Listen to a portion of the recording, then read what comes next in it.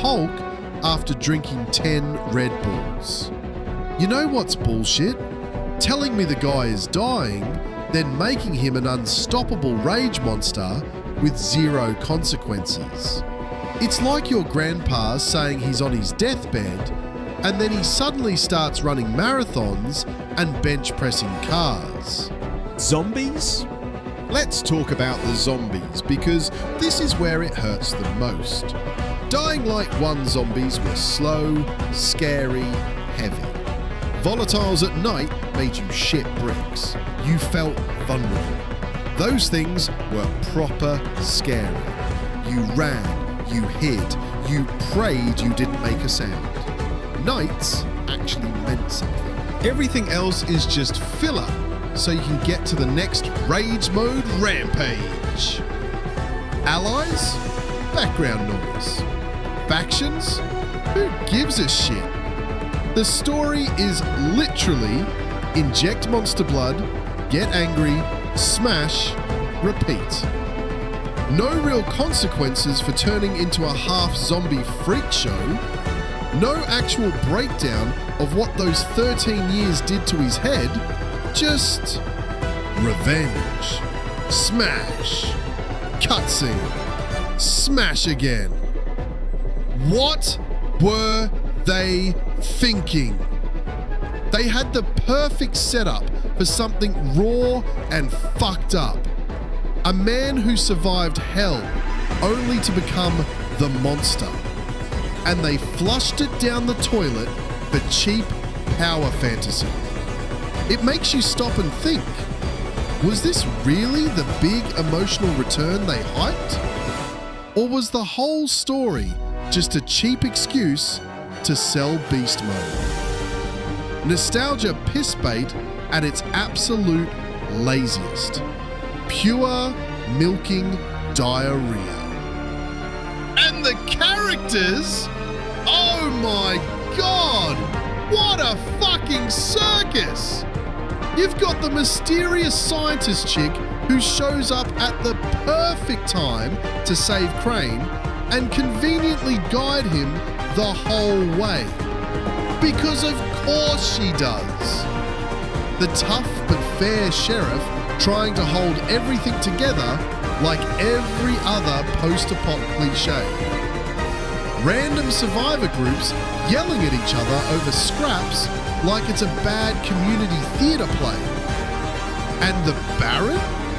He pops up 3 times, monologues like a Saturday morning cartoon villain, then fucks off until the next boss fight. None of them feel like real people. They're walking plot devices. Here's your motivation. Here's your exposition. Now go kill more things. Dialogue is stilted as hell. Emotional beats land like a wet fart, and the so-called twists?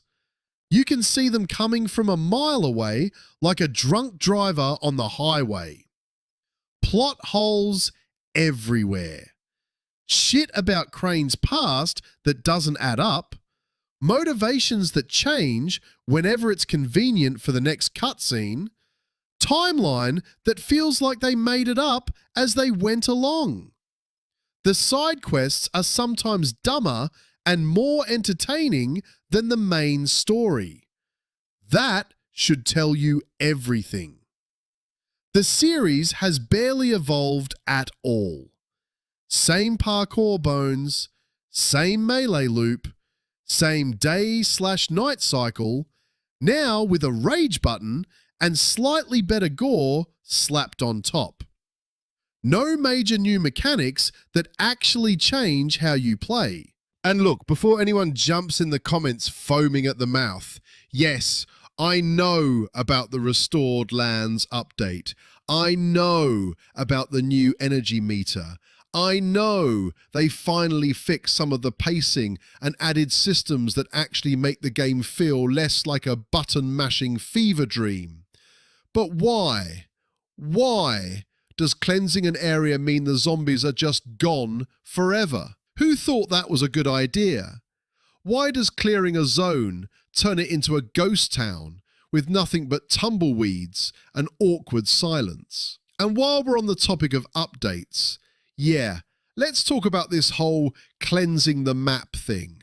Because sure, moment to moment, it's challenging, it's intense, it's actually the kind of difficulty the series should have had years ago.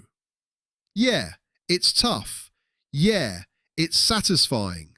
But at some point it becomes kill everything, flip the switch, and boom, the world's safest cul-de-sac. That's not horror. That's not tension. That's not Dying Light. And honestly, good. I'm glad they did it. Those changes should have been there from day one. But that's the problem, isn't it? We shouldn't be celebrating basic features arriving months later like they're gifts from the heavens. This stuff should have been baked into the game before we got a full-priced release built on a leaked DLC skeleton. So yeah, credit where it's due. The update helps.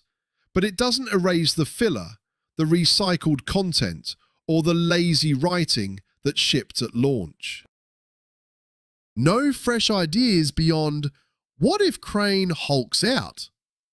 The story exists purely to justify the gimmick. The gameplay loop is the same one we've been running since the beginning, just with more polish on the surface and less soul underneath. You know what's bullshit? They had 10 years to innovate, to take real risks, to make something that felt like a genuine next step. Instead, they recycled assets, leaned hard on nostalgia, turned a leaked DLC into a full-priced game, and called it a return to form. This is nostalgia pissbait at its finest. They took the spark that made the series special and replaced it with safe, predictable, milking diarrhea.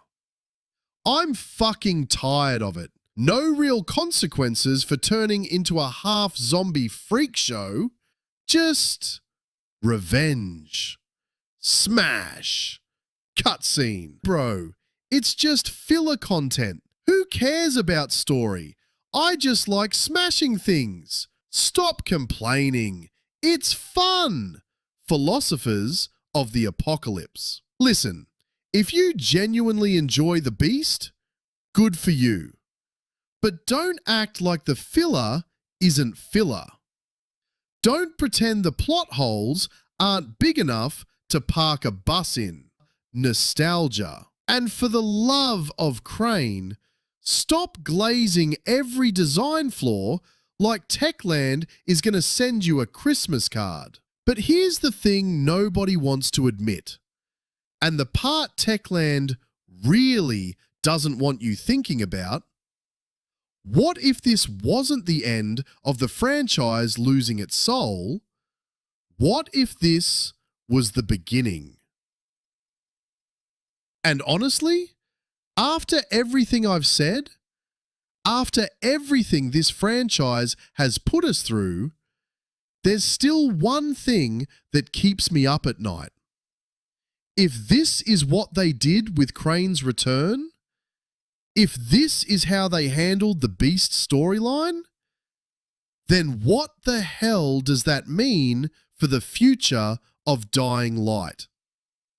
If this is how they handled Crane's return, if this is what passes for innovation now, then what does that mean for the future of Dying Light?